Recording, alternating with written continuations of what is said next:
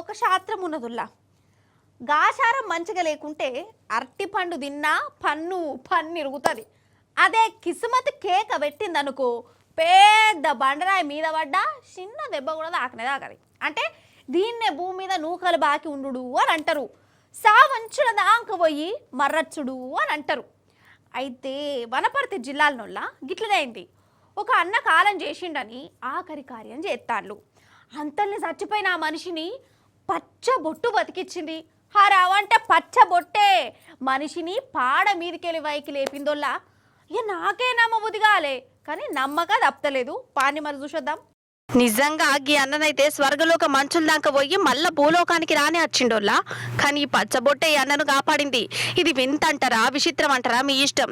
ఈ అన్న పేరు రమేష్. మాజీ మంత్రి నిరంజన్ రెడ్డి సారుకు పెద్ద అభిమాని. ఆ అభిమానంతో ఛాతి మీద పచ్చబొట్టు కూడా పొడిపించుకున్నాడు. అయితే అయితారన్నాడు టిఫిన్ చేసి ఇట్లా ఒరిగిండట. అటెనక సరలే సప్పు లేదు, గుండె కూడా కొట్టుకోలేదట్నోల్లా.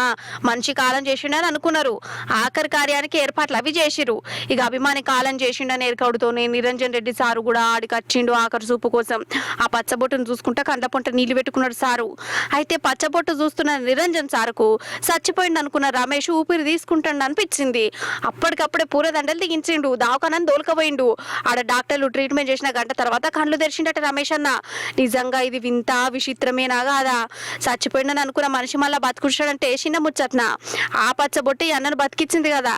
అగర్సే ఆ బొట్టే లేకుంటే నిరంజన్ రెడ్డి సార్ అంతా గమనించకుంటే అమ్మో తలుచుకుంటా అంటే నాకు కరెంట్ షాట్ కొట్టినట్టు అవుతుంది. దీని అంటారు కావచ్చు భూమి మీద నూకలు బాకీ ఉండుడని కదా.